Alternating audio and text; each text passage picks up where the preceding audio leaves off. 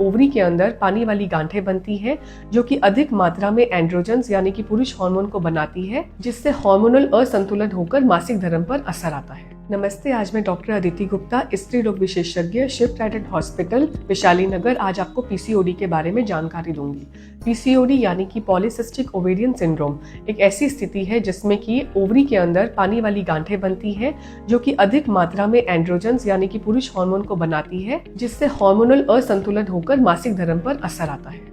इसके लक्षण है असामान्य, अनियमित और लंबे मासिक चक्र और चेहरे पर, छाती पर और पीठ के ऊपर ज्यादा बाल आना, जिसको हम हिर्सुटिज्म कहते हैं। चेहरे पर, पीठ के ऊपर और छाती के ऊपर गंभीर मुहासे यानी कि एक्नी और हाइपर पिगमेंटेशन, वजन बढ़ना, बालों का झड़ना। इसके अलावा पेशेंट के अंदर इनफर्टिलिटी की समस्याएं आना जो कि एनओव्यूलेशन के कारण होते हैं। मरीज की नींद के अंदर डिस्टर्बेंस आना, मूड स्विंग्स होना, एंजाइटी होना। पीसीओडी के कई कारण हैं, जैसे कि जेनेटिक्स। यदि माँ और बहन में पीसीओडी की समस्या है तो आप में होने की संभावना ज्यादा है। इसके अलावा इंसुलिन रेजिस्टेंस, जिसमें कि इंसुलिन के लेवल्स हमारी बॉडी में बढ़ जाते हैं, जिसके कारण एंड्रोजन लेवल्स बढ़ते हैं और ये हमारी ओव्यूलेशन में बाधा डालते हैं।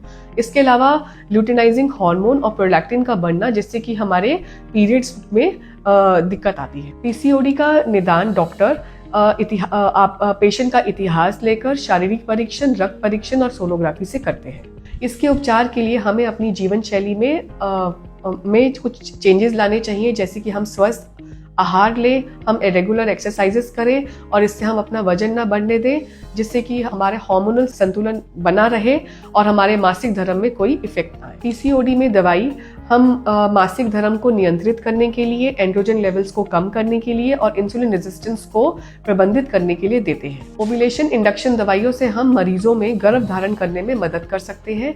इसके अलावा हम पेशेंट को योग और ध्यान करने के लिए बोलते हैं। जो पेशेंट्स पीसीओडी का इलाज नहीं करवाते, उनके अंदर डायबिटीज, हाई ब्लड प्रेशर और हृदय रोग जैसी बीमारियों को बढ़ावा मिलता है। पीसीओडी में आहार का बहुत ही पूर्ण रोल है। इसके अंदर हमें लो ग्लाइसेमिक इंडेक्स फूड्स लेने चाहिए, जिससे कि हमारे शरीर में शुगर्स धीरे धीरे बढ़े। और इसके लिए हम साबुत अनाज ले सकते हैं, हम दालें ले सकते हैं, फल ले सकते हैं। बिना स्टार्च वाली सब्जियां जैसे कि पत्ता गोभी हो गया, बीन्स, बैंगन, टमाटर, खीरा, पालक, ब्रोकली, स्प्राउट्स हमें लेने चाहिए। संतुलित आहार में हमें लीन मीट ऐड करना चाहिए। हाई फाइबर डाइट जैसे कि पत्ता गोभी, गाजर और पालक, स्प्राउट्स हमें ऐड करने चाहिए। फलों में हमें सेब, जामुन, संतरा हमें ऐड करना चाहिए। इसके अलावा कॉम्प्लेक्स कार्बोहाइड्रेट्स में हमें साबुत अनाज ऐड करने चाहिए, जैसे कि ब्राउन राइस, ओट्स, जौ, बाजरा होते हैं। पीसीओडी में एंटी इंफ्लेमेटरी डाइट यानी सूजन रोधी डाइट का भी बहुत ही गुड रोल है, जैसे कि हमें अपने डाइट के अंदर हल्दी, अदरक, सैल्मन फिश और लहसुन को अच्छे से यूज करना चाहिए। खूब सारा पानी पिए और अपनी डाइट के अंदर पुदीना चाय और दालचीनी चाय भी ऐड करें। Vitamin D rich foods add करें। इसके अलावा हमें प्रोसेस्ड फूड्स और हाई शुगर फूड्स को अवॉइड करना चाहिए, जैसे कि फास्ट फूड्स जैसे कि चिप्स,